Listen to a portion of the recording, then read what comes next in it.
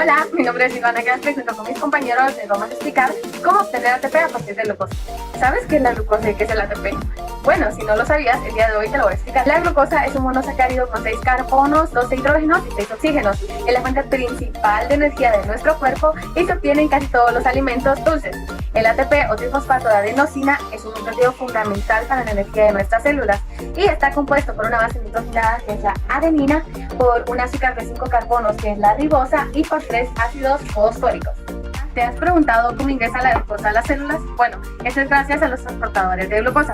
El transportador de glucosa de las membranas celulares se lleva a cabo gracias a dos familias de proteínas, las cuales son el transportador de glucosa acoplados a sodio o SGLT y las proteínas facilitadoras de glucosa, que son los GLUT. Los primeros se enfocan principalmente en los epitelios encargados de absorber y reabsorber nutrientes. Está el GLUT 1 al 14 y yo les voy a explicar algunos. El GLUT 1 se encarga de ingresar la glucosa de manera basal a los eritrocitos, barrera hematoencefálica. El GLUT 2 en el hígado, riñón y las células beta-pancreáticas. El GLUT 3 se encarga de las neuronas. El GLUT 4 de adiposo y músculo. El GLUT 5 de fructosa, intestino delgado y testículos. El SGLT1 y 2 que se encarga del epitelio intestinal, renal y plexo coroideo. Ahora que conoces los transportadores de glucosa, te hablaré sobre el primer proceso para obtener ATP a partir de la glucosa, que es la glucólisis. Bueno, la glucólisis ocurre en el citosol y es un proceso de degradación de una exosa por reacciones enzimáticas que dan como resultado un compuesto de 3 carbonos que es el piruvato. Bueno, como la primera reacción es una fosforilación y utiliza la enzima de hexocinasa. La segunda es una isomerización y utiliza la enzima de fosfoglucoisomerasa. La tercera también es una fosforilación, utiliza la enzima fosfofructosinasa. La cuarta es una ruptura y utiliza la aldolasa. La 5 es una isomerización y utiliza la fosfatiosa isomerasa. Bueno, las primeras 5 reacciones constituyen una fase de inversión de energía en la que se sintetizan azúcares fosfato a costa de conversión de ATP en ADP y el sustrato de 6 carbonos se desdobla en 2 azúcares fosfato de 3 carbonos. Esta es la segunda fase de la glucólisis, ya que la glucólisis consta de 10 reacciones en total. La número 6 es una oxidación y fosforilación que se lleva a cabo por el gliceraldehído 3-fosfato y la deshidrogenasa. La número 7 es una fosforilación a nivel de sustrato que se lleva a cabo por el fosfoglicerato sinasa. La número 8 es una isomerización que se lleva a cabo por el fosfoglicerato mutasa. La número 9 es una deshidratación que se lleva a cabo por la enolasa. Y la número 10 es una fosforilación a nivel de sustrato que se lleva a cabo por la fosfoglicerato sinasa. Esta es la última reacción. Bueno, estas 5 últimas reacciones corresponden a una fase de generación de energía. En esta fase, las triosas fosfatos se convierten en compuestos ricos en energía que transfieren fosfatos al ADP, dando lugar a la síntesis de ATP. Bueno, al finalizar la glucólisis, la glucosa produce 6 ATP, 4 ATP a partir de 2 NAD y los otros 2 ATP mediante transferencia directa de fosfato. Mi compañero les seguirá explicando a continuación sobre el ciclo de Krebs. Hola, mi nombre es Jesse Sican. El día de hoy hablaremos del ciclo de Krebs, que es aparentemente difícil, pero gracias a esto lo entenderás de pies a cabeza y será pan comido. Iniciaremos con el ciclo del ácido cítrico, también conocido como el ciclo de Krebs o el ciclo de ácido tricarboxílico, que es una serie de reacciones en una forma de rizo cerrado que son fundamentales para la respiración celular. El ciclo de ácido cítrico produce el ATP, el cual posee una alta energía de la molécula trifosfato de adenosina, y los subproductos también forman el ATP, en otro proceso que se le llama fosforilación oxidativa. Pero, ¿cuál es la función del ciclo de Krebs? Como dato importante, la función del ciclo de Krebs es promover la descomposición de los subproductos finales del metabolismo de carbohidratos, lípidos y varios aminoácidos. Estas sustancias se convierten en acetilcoenzima A con la liberación de CO2 y H2O y la síntesis de ATP, por lo tanto se realiza la producción de la energía por la célula. Y hablaremos de la regla de enzimas en el ciclo de ácido cítrico. Está la sintasa de citrato, deshidrogenasa de isocitrato y la deshidrogenasa del acetoglutarato.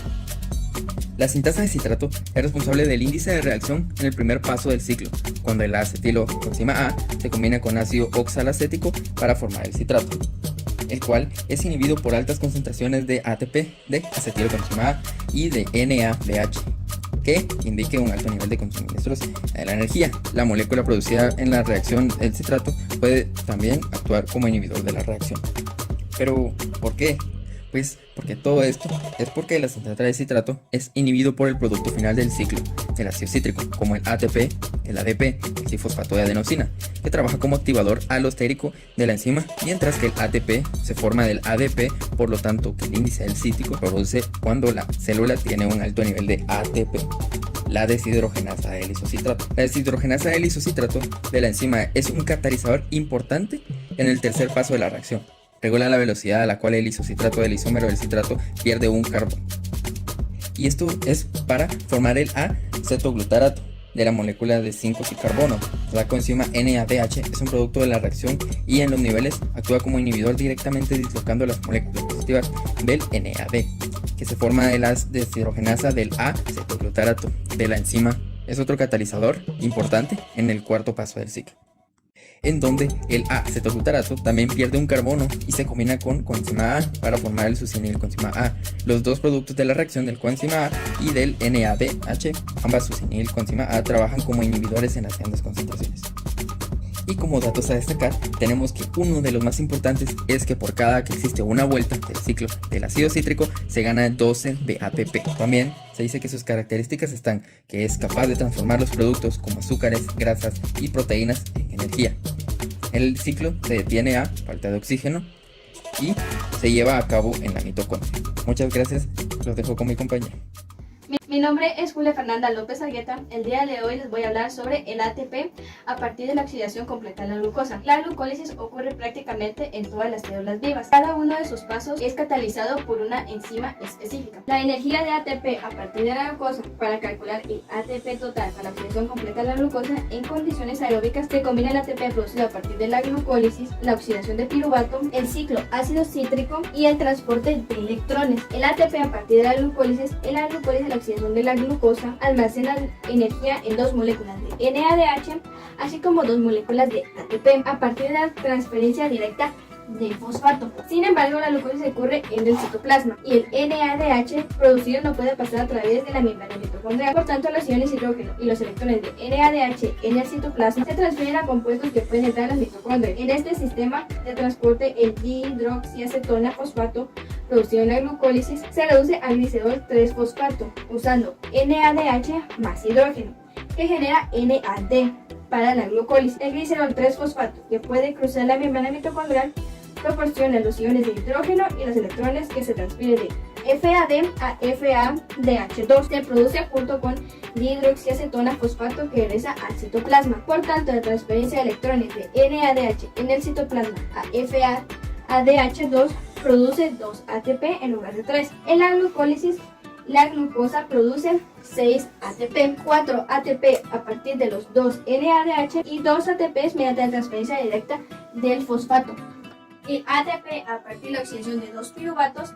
En condiciones aeróbicas, el piruvato entra en las mitocondrias, donde se oxida para producir acetil-CoA, dióxido de carbono, NADH. Puesto que la glucosa produce 2 piruvatos, 2 NADH entran en el transporte de electrones, donde la oxidación de 2 piruvatos conduce a la producción de 6 moléculas de ATP. El ATP a partir del ciclo ácido cítrico, una vuelta del ciclo ácido cítrico produce 2 dióxido de carbono, 3 NADH, un FADH2 y un ATP mediante la transferencia directa del fosfato. Cuando el NADH y FADH2 entran en el transporte de electrones, 3 NADH producen 9 moléculas de ATP y un FADH2 produce 2 ATP más. Por tanto, una vuelta del ácido cítrico genera energía para la síntesis de un total de 12 moléculas de ATP. Cada molécula de glucosa que entra en la glucólisis produce 2 moléculas de acetil-CoA y una glucosa proporciona 2 vueltas del ciclo ácido cítrico para que nos dé el total de 24 ATPs. Gracias al 6O2 produce la oxidación, ya que sin el O2 no se puede producir nada. El 6O2 es el que convierte al agua, que es 6H2O, y que nos da los 32 ATP. Pero esto es incompleto, ya que a la hora de hacer la oxidación completa nos proporciona dióxido de carbono, el agua y el total, que fueron en la glucólisis 6, en el 2 piruvato 6 ATP, en el ciclo ácido cítrico una vuelta nos proporcionó 2 pero el total, que fueron 2 vueltas, nos produce 24 para la hora de nuestro total es 36 ATP. Muchas gracias por la atención, espero que hayan aprendido sobre el ATP a partir de la oxidación completa de la glucosa.